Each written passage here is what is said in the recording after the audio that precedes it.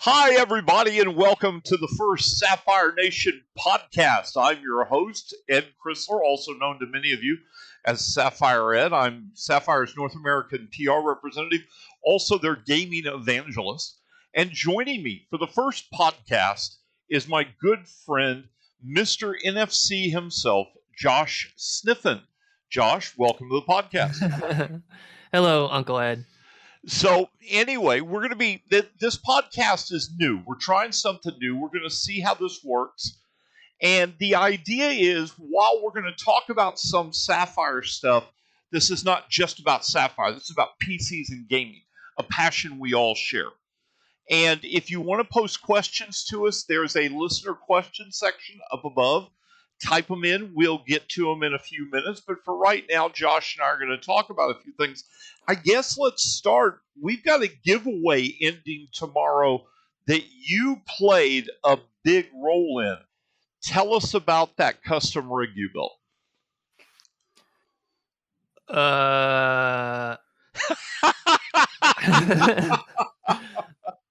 I'm happy to answer questions on it. It was a weird one for me because it went really well and really quickly, whereas usually custom builds are an absolute nightmare and everything goes wrong on them. But this one went really smoothly. And what's interesting too is that I normally create the best product. I notice when I'm messing up and nothing goes smoothly because I'm kind of making new things in the moment.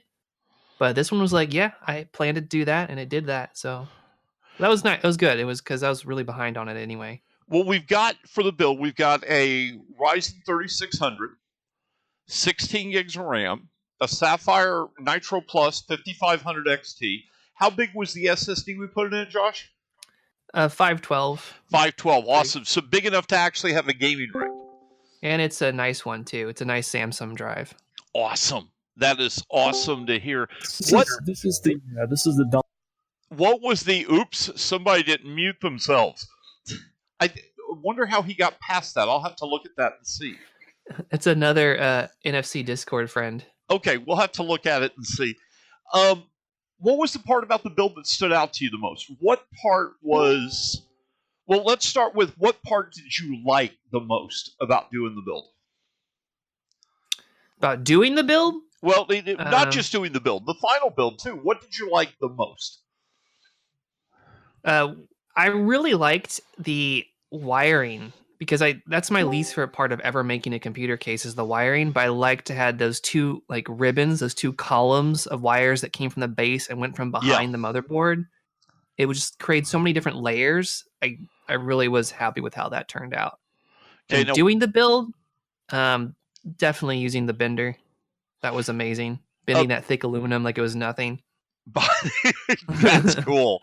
By the way, guys, if you want to take part in the giveaway, today and tomorrow is the last days to enter. In the announcements or in the Sapphire News sections are links to where you can go to enter the giveaway. And we're giving away this custom build Josh did. And when Josh does a custom build, I think this is what I love most about the work you do, Josh.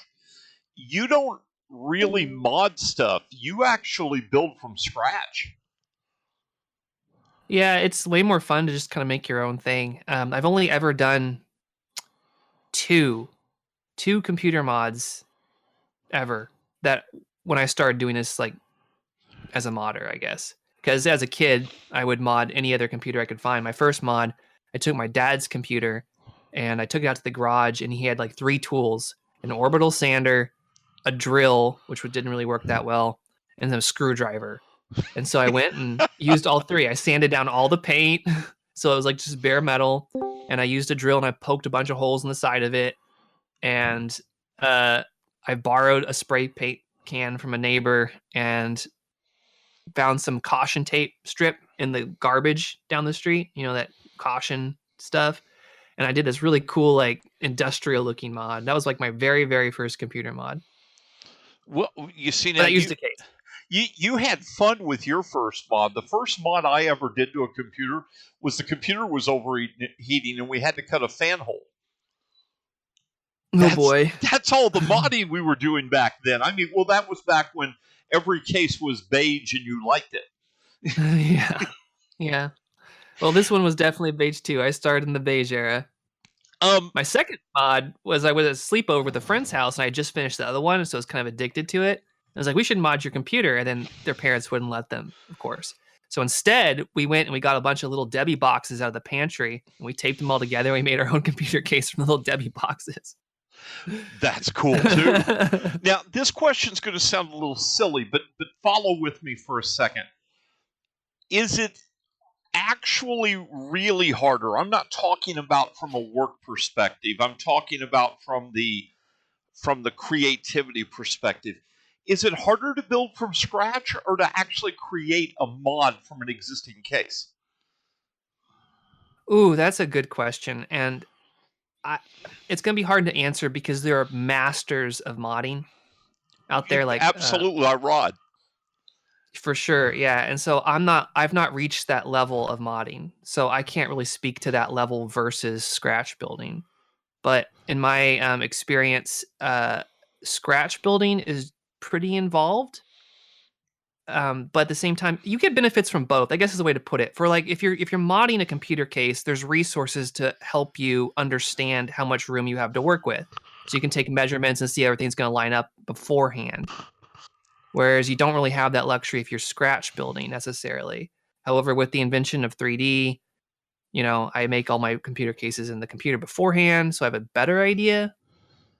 I don't know. It depends on what level you're doing it. I guess it could be either one. Well, with 3D, as you were discussing it, is it really that important? Because your creations are one of a kinds when you do them, with the exception of the production level cases that you do. Is the 3D aspect, the ability to design in advance, that important for scratch creation? Well, you don't have to do it in 3D. And if you go to my webpage, the front page of my website, you'll see like, I don't know, a dozen builds or so where I didn't do it in 3D.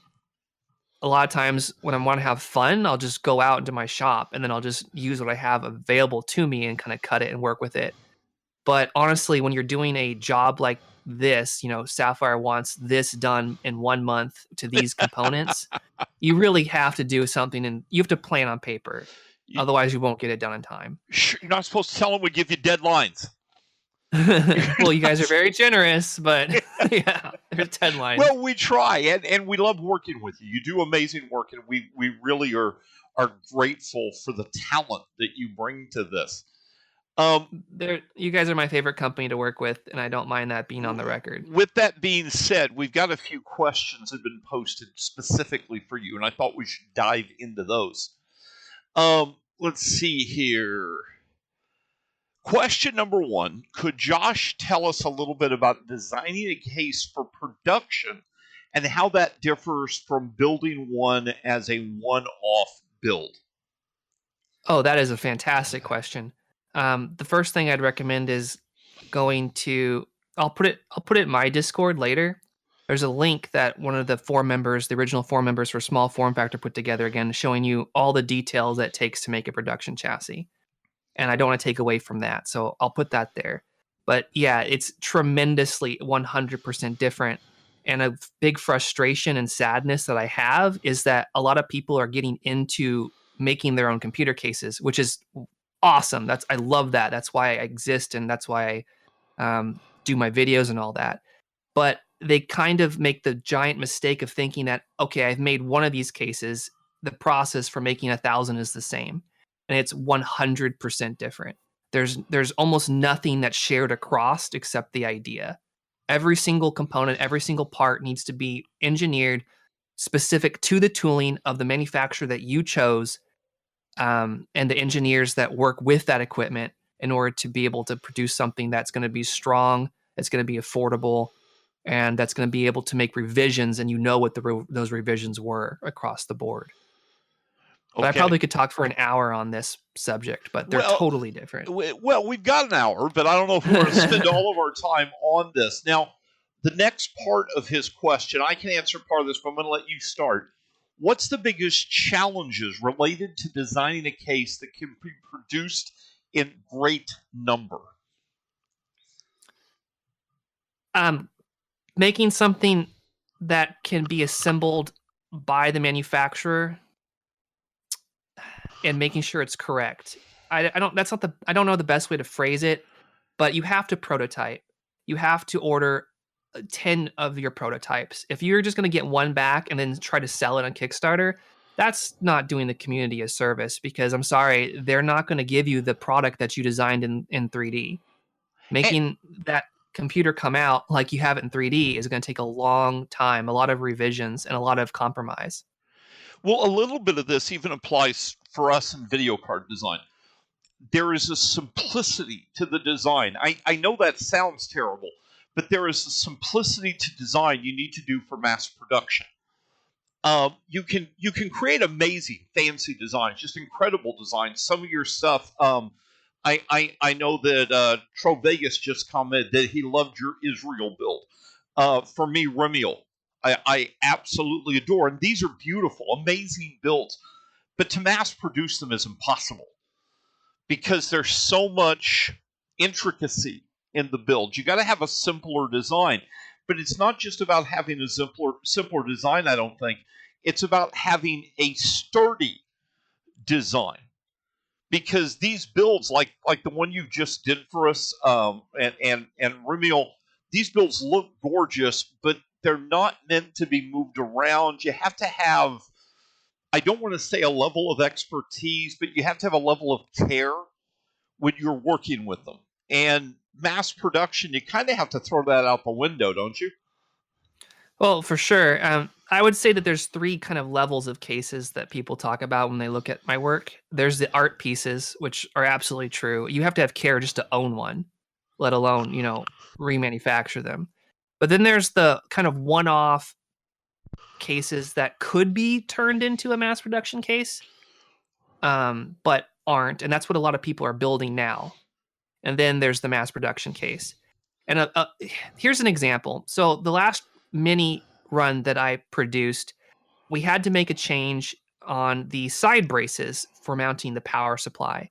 And we had to move over the power supply holes by like literally half a millimeter in order for things to line up correctly. So I conveyed how I wanted this done. The manufacturer didn't have the tool to do that. So they kind of reinterpreted it and ended up moving things over. So what happened at the end of the day when I got the case back is that the panels wouldn't line up symmetrically anymore, so you had to flip them to get them right. So people thought the case panels didn't line up. All you had to do was take the panel off and flip it around, and it would line up correctly. But the people assembling those parts didn't know that. Oops. So you have to like make a computer case that's literally foolproof to be assembled by the people that are assembling it. Okay, now let's move. Visa ask a second question. Actually, I guess it's going to be 4 before it's done because he 2 parts his questions. But thank you, Visa, for the questions. I like these. How do you guys see the popularity of small form factor PCs changing in the past few years? And the second part is, do you think it's going to grow in popularity? And again, I'm going to let you take the lead, Josh. I'm actually interested in hearing what you have to say, because from my perspective, I'm knee deep in this stuff and I just see it exploding. Absolutely exploding. There's so many converts to small form factor when they realize they don't need a big giant computer case. Plus there's this, I think this is what I'm attracted to, is the minimalism and simplicity of small form factor. It's like you can have high quality stuff, but spend less money than if you would get a high quality stuff and get like a big giant case. Well, I think just sitting on your desk is kind of cool. I think one of the first things that made us see that there was beginning to be a shift to smaller form factor was when we saw ITX motherboards stop being the trash end of the motherboard lineup. Mm-hmm. These and MATX sadly still often is. ITX motherboards are usually as good or sometimes better quality than mid-range ATX motherboards.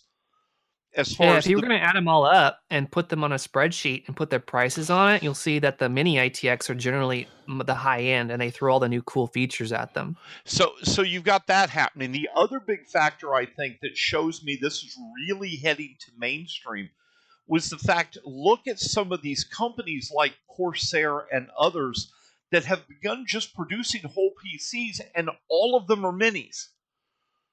All of them are that small form factor. Yeah, There's a couple things. I think one is the cool factor of being able to stuff a bunch of stuff in a little tiny box, and there's that kind of little marketing wow. Another big thing that people might not realize is shipping costs. It's very expensive to ship 50 ATX computer cases. There But is that. if you can fit 500 small mini ITX cases in the same airplane, that's a huge cost savings. So And if there's a problem, like they have to RMA it, that ends up being cheaper for everybody as well. I guess my answer for Visa would be I see ITX growing in popularity over the next few years. I see it continuing to lift more into the mainstream. I think we're still in the enthusiast market. I think we're still a few years away from seeing a big move, but that's changing.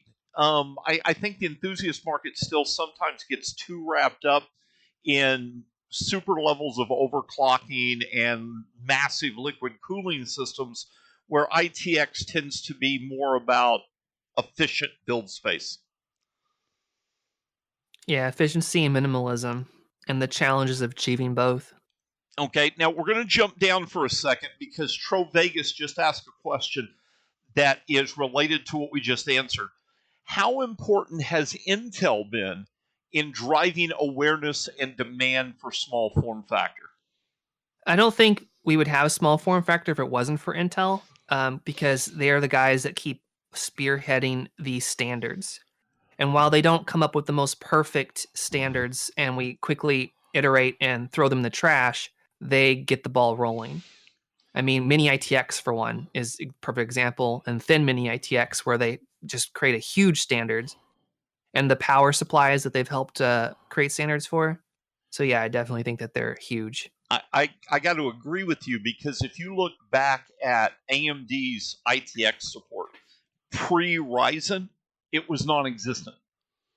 It was all Intel and there's even at that point. It was all Intel at that point. In fact, I've got an article over on Sapphire Nation about Go Small or Go Home, where I talk about the fact that Intel at that time was the only option if you wanted to go ITX. So I guess you got to give Intel a lot of credit for bringing ITX along, especially in this community, in the PC gaming community. Another thing that I think gets thrown away a lot is that Intel's CPUs all have integrated graphics. And I know that as gamers, we tend to poo-poo that, but there's a lot of people that just don't need graphics horsepower. They need a lot of CPU power, and it's really convenient in small form factor if you don't have to have an extra GPU. Well, and that's... Don't get me wrong. I want everybody here to buy a GPU, okay? I don't want to eat ramen noodles the rest of my life, all right? You guys have to help me out here. Our daddy needs a pay raise. But that being said, ITX is amazing when it comes to HTPCs, the small cases. I know one of the cases I've looked at, I know it's not yours, I'm sorry. One of the cases I looked at for this that I built a system in is from Antec. It's got the little grilled panels on either side of it. Won't fit an expansion card and has an external power brick.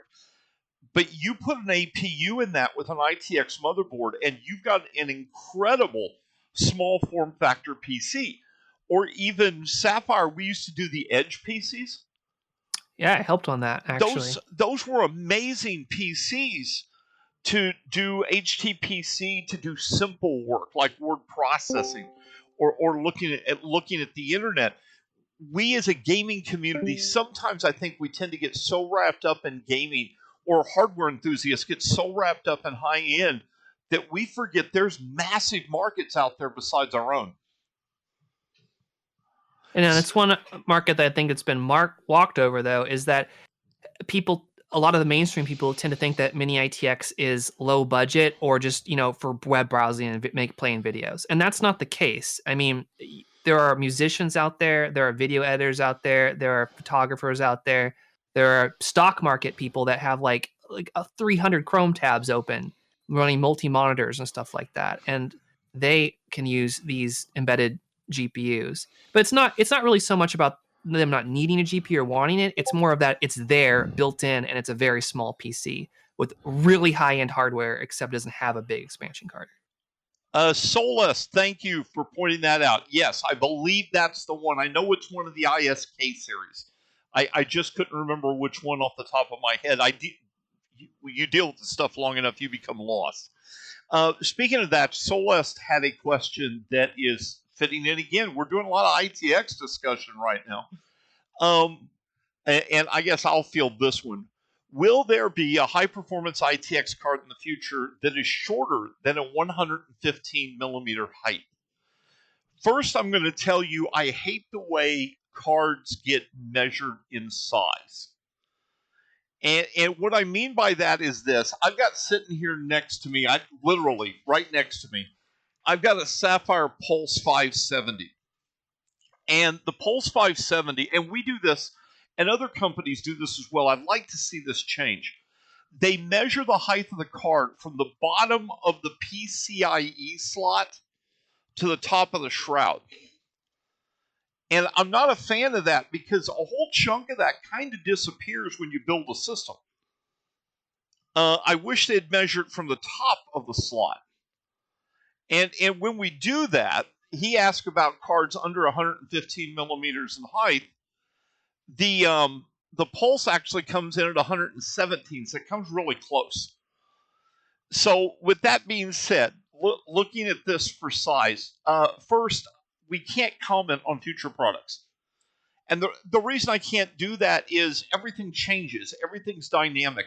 We're always exploring. We're always looking as a company. We want to find a way to make sure gamers are getting the best experience they can get. And so we're always exploring options. And to tell you, yes, something is coming before we actually have it in our hands and putting it on the shelves, it's just, I can't do it. I wish I could. Well, could you comment if Sapphire's at least maybe looking at some of the community's feedback? We're always looking at community feedback. If you go back and look, I think wasn't it the 380 was the first AMD ITX card that we produced? I'm trying to remember if it was the 380 or the 280. It's funny because that card came about because of community feedback. I had just started with Sapphire. I'd only been with Sapphire for a little bit of time at that point, but I'd been to a bunch of LAN events, and a lot of people at LAN events like portable PCs. And there was a lot of comments about ITX cards.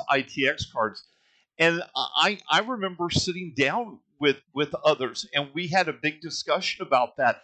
And then suddenly we introduced what was at that time the first AMD ITX card that was coming out in those lineups. Nobody else was even looking at this yet.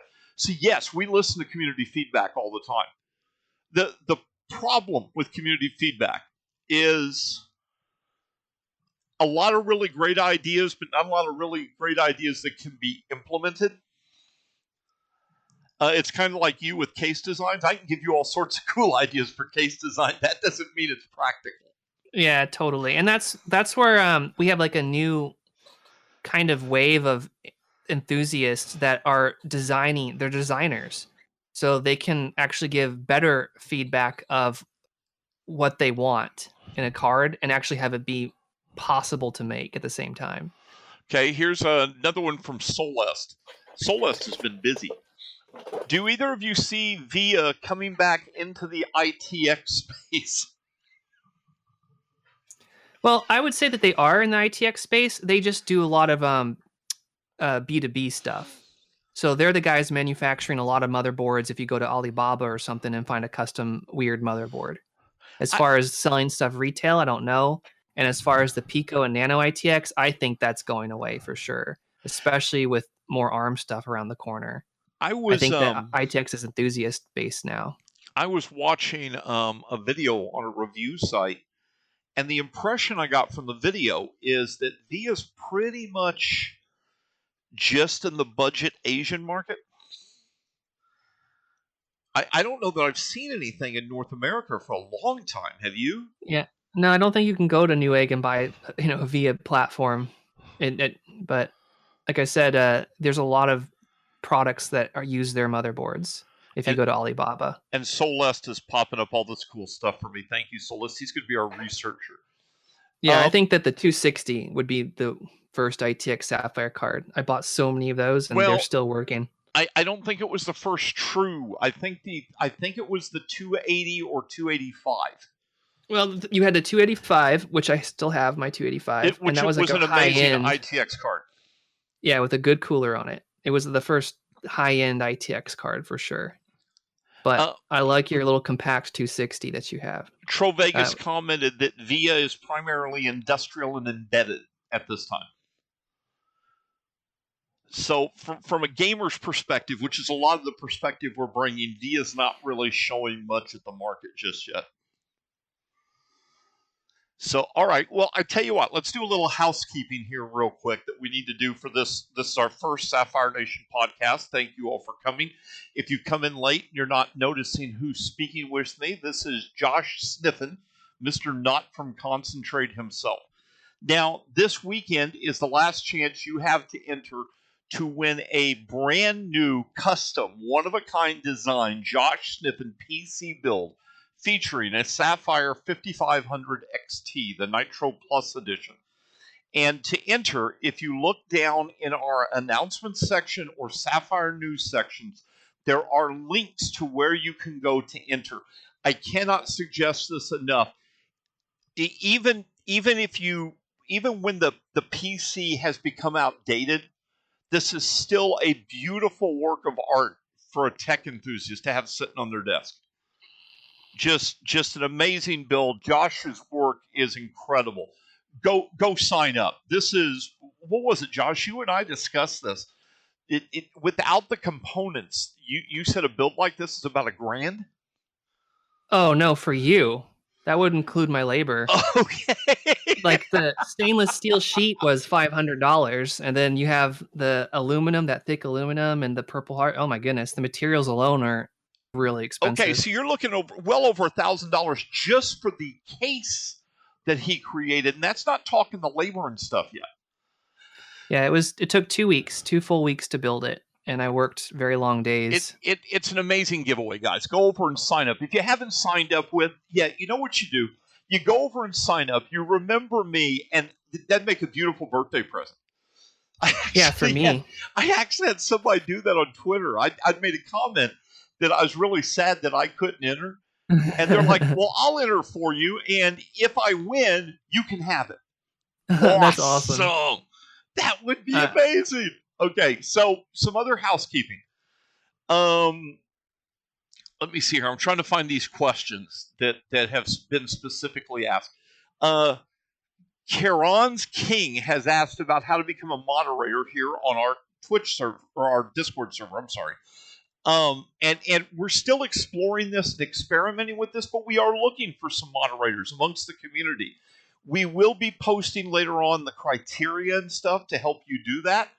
We'd love to talk to you, though. We want to talk to all of you. This isn't just about raw Sapphire. This isn't a cheerleading contest. This is a place to discuss gaming and computers, and Sapphire is just giving us the platform to be able to do that and to promote our products at the same time.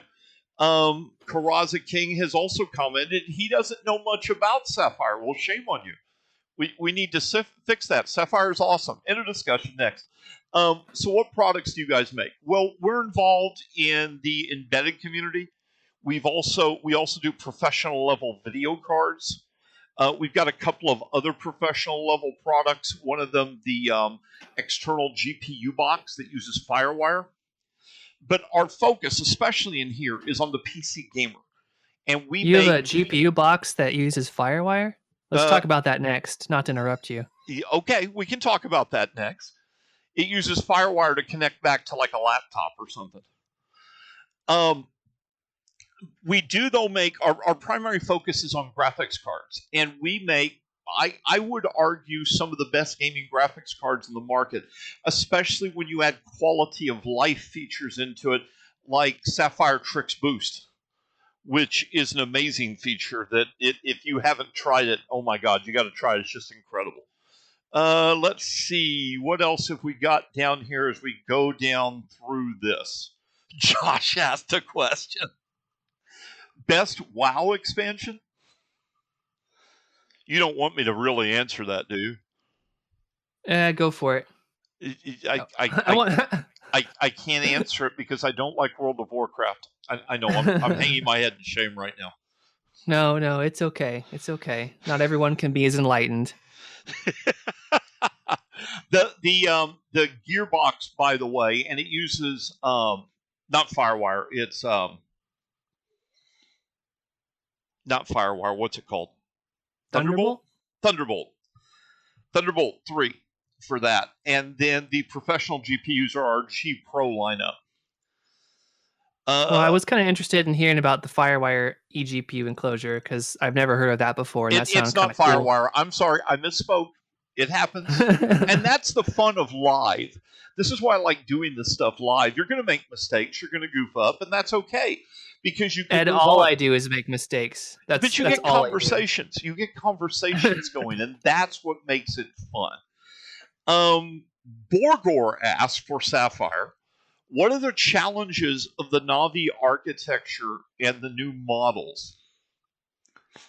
Well, I'm trying to think how I need to discuss this, because if by new models you're referring to the models we already have out, then I can talk about that a little bit. If you're referring to what's coming up, I kind of commented on that earlier. Yes, the 5000 series. I think the biggest challenges have been trying to get a good definition in the 5000 series. The 5000 series has entered a very crowded market of CPUs. And its messaging, sometimes it feels like it gets lost. You've got the 5500 XT. 5500 XT is an amazing graphics card, and it doesn't get the attention it deserves because it doesn't compete at 4K. This is back to something I've referred to in the past. Sometimes it feels like review sites focus too much on the high end. The 5500 XT is an incredible, and Josh can tell you he's been using it. It's an incredible graphics card for 1080p gaming. It's just an amazing card for the money. It's under $200, and it delivers an incredible 1080p gaming experience. I mean, Josh, if I'm wrong, tell me. No, this is something that I kind of keep to myself because I know it's going to discredit me with a lot of the gaming audience, but I just don't see the need for high-end graphics cards. Don't get me wrong, they're nice to have. And if you want to push high resolutions and high frame rates, then sure. But like, I'm just an average gamer, and I've used the 5700 XT and the 5500 XT back and forth on the test bench, and I have a 4K monitor, and I was able to play all the games I played at 60 FPS, which is more than enough for me. So, well, I think part of that too is in the games you play. It's the choice of the games you play. Sure, but even on the high-end games, you can turn up any game and slow your graphics card down to a halt, no matter what you buy. Or you can just disable a couple features, still get a great gameplay experience.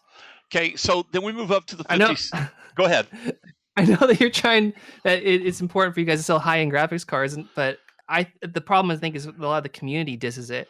Like, for example, I have my best friend who won't be listening in here, but I'm heartbroken. I thought that was me, but okay. No, you're my very special, super best, awesome friend. Okay. Okay. So he is the kind of person that is obsessive compulsive with having the best possible hardware, because if he can't max out all the settings in the game, then he doesn't want to play the game. So he went and he purchased a Sapphire card, the Fury X, back in the day, because I recommended it. And he's like, I don't know if this is going to be enough. I really think I need like a 1080, or not 1080, whatever it was. Right. I understand what you mean. Sure. And so he gets it, and he was playing MechWarrior 4 with me, and he couldn't turn up all the settings in his 2560 by 1440 monitor with 16x anti-aliasing, et cetera, et cetera. So he's like, this is garbage. And so he went and he bought the highest end NVIDIA card, which didn't really do any good at those settings because the game's just not optimized. This generation comes around. He buys a 2080 Ti. All we have played are 2D games and Hearthstone since the 2080 Ti has been out. I'm like, dude, you don't need this. You don't need to spend this kind of money. But he like focuses on the benchmarks. He's like, yeah, but it does so much better than these cards. Well, who cares? You don't play those games. Remind me when we get done with the topic we're on. Let me tell you a story from back in the day when I had my own computer shop. So anyway, stay with the topic we started on. 5600 XT. This is a card that's really getting a bad rap, and it doesn't deserve it. This thing is a 1080p gaming monster. Okay, it destroys 1080p gaming. The reason it's getting a bum rap is it's when you look at the specs, it looks like it's a 5700 with less RAM, and that's not entirely accurate. I'm not going to say it's completely inaccurate either, but the point is, it's an incredible 1080p gaming card. And then you move up, you got and it was designed, by the way. That's the way it was meant to be when that card was released. It's focused on 1080p. And then you move up to 1440p, and we've got the 5700 XT, which again, from the ground up, AMD said from the beginning that chip was designed for 1440p. These cards are impressive at their target. Very impressive at their target. But What's the USA cost for the 5500 Nitro? I don't know. I don't have it in front of me, and I'm kind of scared to open more windows right now because Adobe. No. I got Adobe running in the background, hoping we get a good recording. Like 250. Because see, that's an awesome price, I think. For 5500, I think it's a little steep, but that's what the market's bearing right now. I don't believe that was the launch MSRP, though. Between me, you, and the fence post out there, MSRP is really something that I have personally come to ignore. The reason I say that is it never happens. If a card goes into super high demand and you can't keep up with the production, the price goes up. And that's just going to naturally happen. Okay, Tro is telling me $239 was the original MSRP for the Nitro Plus. And that's where it is now on Newegg. I'm sorry, that's where it is now on Newegg. Yeah, for me, I would pay the premium because I like high-end hardware. I like how it's designed. I think it looks good. I'll pay an extra $40 over the base model. That's an important distinction. That's an important distinction to let everybody know. Sapphire has two different lineups. We sell our Pulse series and our Nitro Plus series. Tro is pointing out, it's in stock now. Buy it. We sell these two different series. Now, the two different series are really for two different approaches to what you want in your gaming experience. Nitro Plus is a great card. It's a very well-made card, but it doesn't push a high-end overclock, and it doesn't have the ridiculously large coolers. It's very cool. It's very quiet. It runs very well, but it's designed to try to keep that price point lower. It's designed to be a workhorse card. Nitro Plus is take everything Pulse brings, and to use an American term, we're going to add Bacos, because Bacos make it better. And you're going to add RGB, you're going to add a more robust cooler, you're going to add extra quality of life features, you're going to add a slightly higher out-of-the-box clock. So we give you those options. You get to choose. Do you want the bling or do you not want the bling? I want the bling, man. And there are a lot of people that want the bling, and there's nothing wrong with that. There's nothing wrong with people that want the bling. Borgor just commented that he thinks the 5700X XT Nitro Plus is, well, I'll say it, damn nice looking. I have to say, and I don't want to look like I'm sucking up to Sapphire. You've never sucked up to me. You've told me straight shit when I hated you for it, but that's okay. I still love you. What? Yeah. The new Nitro 5500 series, 5500 XT is awesome quality. It's not a plasticky video card that's just different colors than the Pulse. It's a sexy little card. It really is. I don't want to diss the Pulse, but it's on a different level of quality. But it's like buying a Suzuki versus a Harley Davidson based on trim. I'm not talking about performance or anything like that, but the trim quality is tremendously different. To me, it was always a comparison between like a Taurus and Ferrari. Okay, I wouldn't go that far. But well, it's not about Maybe the performance, a Taurus not about and a the Mercedes. performance as much as the attention to detail. Yeah, I still wouldn't go that far. Okay. What, you don't like Tauruses, or you don't think Ferraris are that good? No, I actually use a Taurus Fan for my Jeep. Interesting fact, in the 90 series Tauruses, if you go look at the front of the vehicle, they look like an electric car because they didn't have a big grill. So to offset that, they have the most powerful electric fan ever put in a motor vehicle, a consumer motor vehicle. So I went and found that and stuck it in front of my Jeep, and that's how I cool off. Tro just commented, a few minutes ago, he commented about the R9 Fury X is still a good buy. For a 1080p gaming card, it's a monster. And the scary thing is, it's, well, not scary, but you know what I mean. It's actually a good 1440p gaming card. Now, my favorite, though, was still the Tri-X. The Tri-X Fury, we won awards. This thing had the most ridiculous cooler on it. Yes. Just incredible to how good. And Tro comments that a Toyota to a Lexus may be a better comparison. It's like that, but I would go a little bit higher in this case because the new Nitro cards are just great. I would say like the last series Nitro cards is like a bump up, but like the 5500 XT and the 5700 XT are just really quality. And here's something else that you'll hate me for. The 5500 seems even a little bit nicer than the 5700 you gave me. In quality? Yeah. Well, you got the trim. Did you get the Pulse, or you got the Pulse, didn't you? 5700? No, I have. You like it better than the Nitro Plus 5700? That's interesting. Yes, the quality of the trim is slightly better. They're both great, but the attention to detail in the 5500 is awesome. I will make sure I pass that along to our team, because I think that's an interesting thing. I think the 5700 XT is so damn sexy.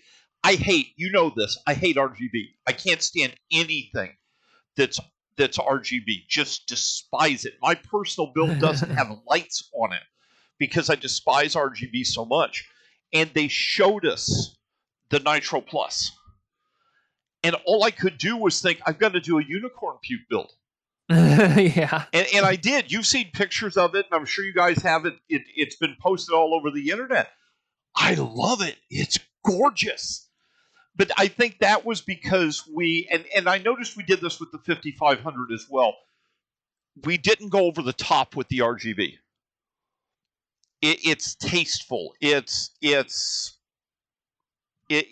designed to accentuate, not overpower. The card is cool to me, and I hate talking about this for this long, but I'm sure you like it. But the card is cool to me because it has so many levels of detail on it. There are different types of metals on it, different types of metal designs, different textures, and it's not just all one plastic blob with RGB, which I think is really what makes us all sick. But if you have like a nice piece of, it's really like a piece of art, and when you be able to throw in your own lighting on top of that, I think it's nice. Okay, so plus, like the clear blades, even if you don't run the RGB, looks better than the black blades on the 5700. Real quick, first, if you guys are just joining us, I'm Ed Chrysler, Sapphire's North American PR rep. I'm joined by Josh Sniffen from NFC Systems, and you're listening to the first episode of the Sapphire Nation podcast. Make sure you tell your friends about this, because the more response we get, that's the idea of the Discord server and this podcast, is community response. The more you guys respond and do stuff with us, the more stuff we're going to try to do.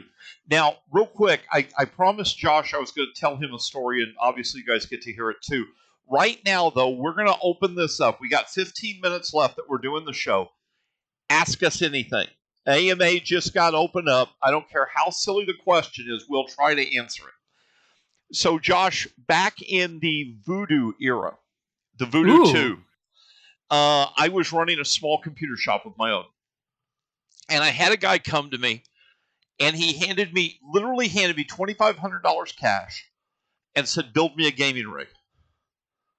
So I went nuts, dude. $2,500, a lot of money even then for a gaming rig. And we built him a dual Voodoo SLI gaming rig, and we put the biggest processor in it we could get, and tons of RAM, the biggest hard drive I could find. Beautiful case. Just built this monster computer for $2,500.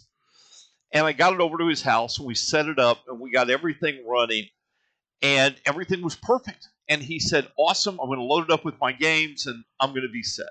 So I come back about a week later because I just wanted to follow up with him. This was the biggest thing I'd ever built at this point.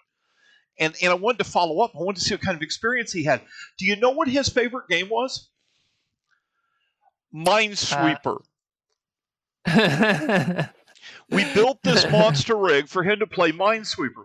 And when I asked him about that, his response was, I'm a coal miner. I got lots of disposable money. I wanted the best I could possibly have, and then in 5 years or so, I'll do it again. Hey, Minesweeper, for God's sake. So, yeah, there are people out there that still do that today. They build monster, ridiculous gaming rigs, and at the end of the day, they'd be amazed at how much they could save and be more effective in their build quality. And that's why I like Mini ITX, because it's about the building of it. So you get all the experience of building something that's really high end and really high quality, but you don't need the massive amounts of power that would be required in an ATX size computer. So you get to have both the best of both worlds. Okay, Josh, here's a tough question from Borgor that I will not answer in any way, shape, or form. And if you want to answer it, I will leave that free for you. Which GPU manufacturer do you like outside of Sapphire? Do I like EVGA? That was easy. There you EVGA go. is the NVIDIA of Sapphire, counterpart to Sapphire. You know what? I think that's a fair statement. I think that and too often I get a kick out of talking to people. It seems like they get this confused. We'll talk about Sapphire as a company and who we compete against, and for some reason they think we compete against NVIDIA, and we don't. AMD competes against NVIDIA. We don't make chips. We make graphics cards. Yeah. So, okay, guys, come on. You got almost 10 minutes, and it's an AMA. Anything you got, any question, we will attempt to tackle it. What's your favorite game right now? What game are you enjoying the most? Classic WoW. Oh, man. I guess I walked into that. You asked. Yes, I walked into that. Okay, I'm a strategy game fan mostly, but I just like the community aspect of Classic WoW. Just a second here. Somebody just tried to post a link. No links are allowed, guys. You got to just post your questions direct. So no links are allowed. For me right now, God, I know it's old, but I'm still playing BattleTech. I still love to play BattleTech. I know it's an older game, but the modding community and stuff just made it amazing. The MechWarrior mod game that they released? No. The game by HBS.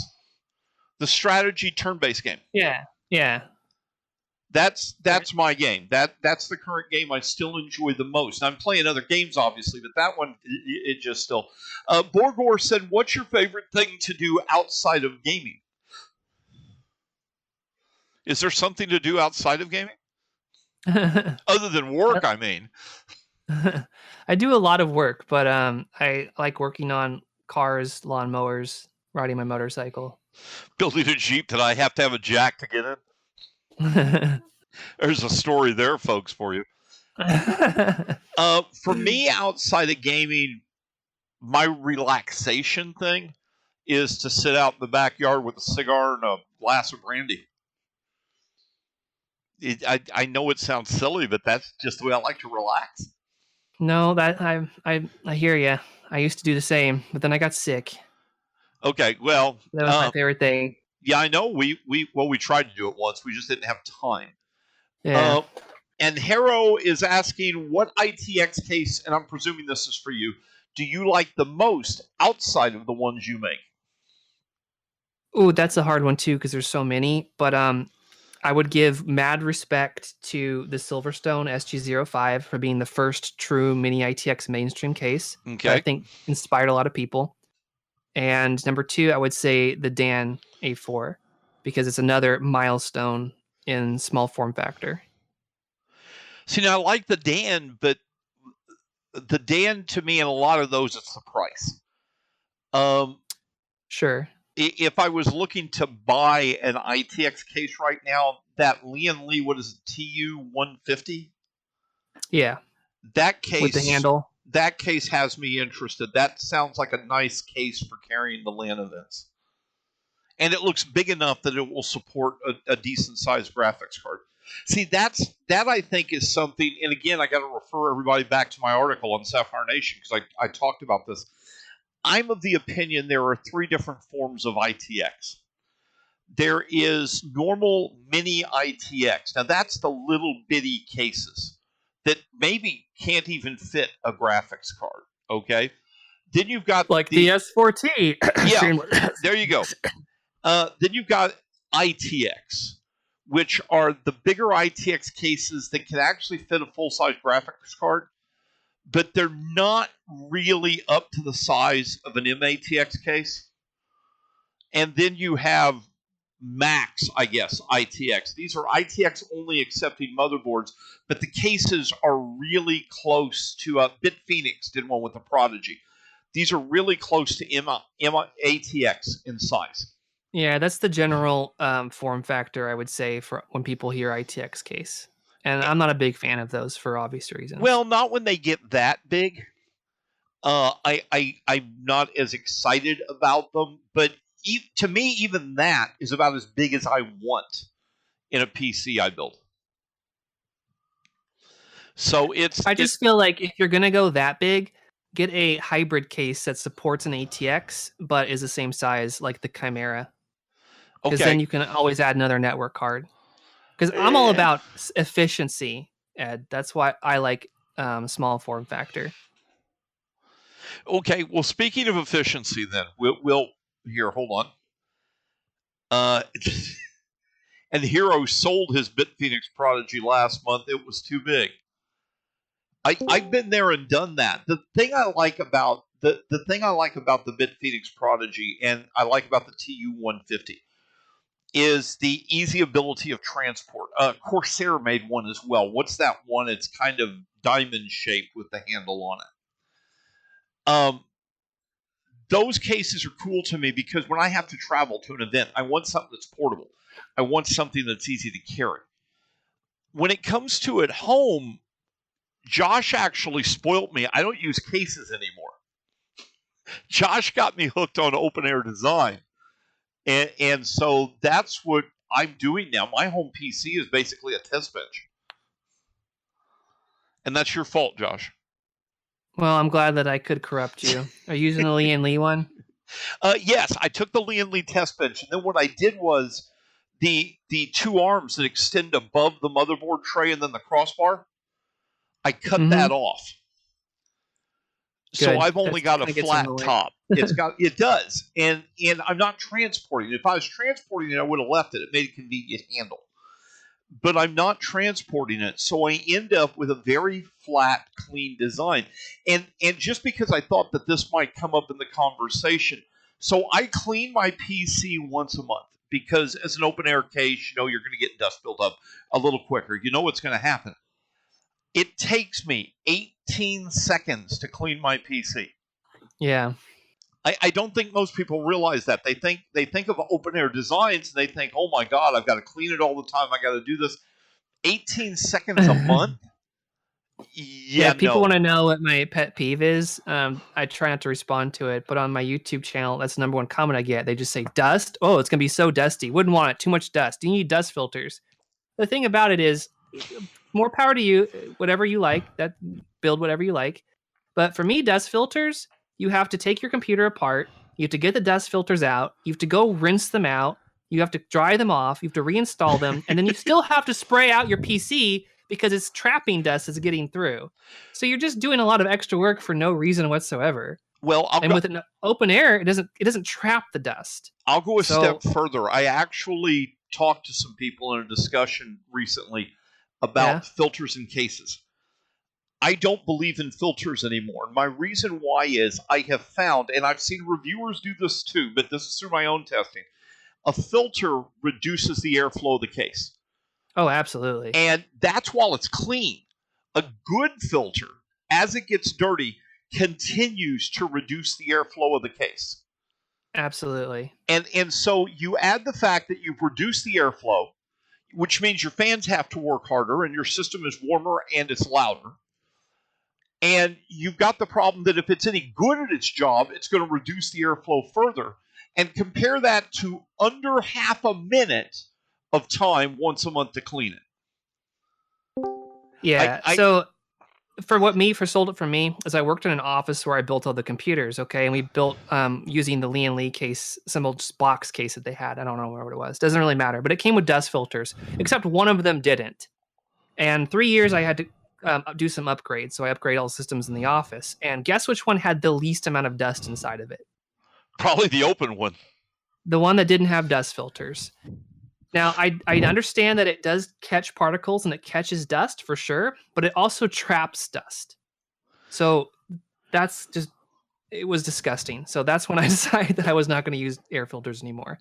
However, go ahead. Just to end the last thought, I have thought it'd be interesting if somebody could design a computer case to actually use dust filters in a positive way, like a manufactured, engineered way, like an actual air separation design. But I've not really made a lot of progress on it. Do you remember the Antec skeleton? Yes. Okay, so I put in my office when I had my shop, I had an Antec skeleton built up in there. And people would always comment, they'd say, oh, that's got to get dusty. Because all you had, for those of you that don't know, there was a 200 millimeter fan that blew straight down, and that was it. That was the end of the airflow. Yeah. That feature actually stopped dust buildup, because what would happen is that air would hit the motherboard and splash out like dropping something in water, and it would carry the dust off the computer. Yeah, absolutely. It was just incredible. I'd like to see some of those designs make a comeback. I think some of those would be really cool. Well, except Josh, the skeleton, because it looks disgusting. But dude, I love. You know what? It wasn't the prettiest, but at the time, it was one of the coolest designs to come out. It was unique. It was the mini skeleton was a pain in the ass. Okay, I wouldn't try to build that again if you gave me money, a lot of money. So on that note, guys, we've done this for an hour, Josh. Wow. I'd like to thank you for taking the time. We got a lot of discussion about case designs and stuff, and that's cool. That's what's really cool. And so we're going to do another show next month. We'll see what kind of response we get. Remember, you can give us ideas, questions, answers. You've already given me some cool ideas for some stuff we can talk about on the show. And we'll see how this goes, guys. Thank you for everybody that took the time to come out. We appreciate it. And thank you, Josh, for taking the time to join us today. Oh, no problem. I'm just sorry that you couldn't get a more interesting guest. So sorry, everybody. Oh, dude, no. You bring such an amazing, unique perspective. I think it's really useful to bring in, and that's our hope, is we're going to try to bring in, can't promise a guest every month, but we're going to try to bring in guests with different perspectives in the industry and let people have a chance to come at them with the questions they don't normally get to ask. I hope you guys all had fun. You found it informative. Remember, tell your friends. We're going to do this again. We'll announce the date in a few weeks. Again, thank you to everyone. Thank you to Josh for being here. Yeah, thanks, guys. And we are out of here. We'll see you soon. Bye. Happy Easter. Easter. Easter. Easter. Easter. Easter. Easter.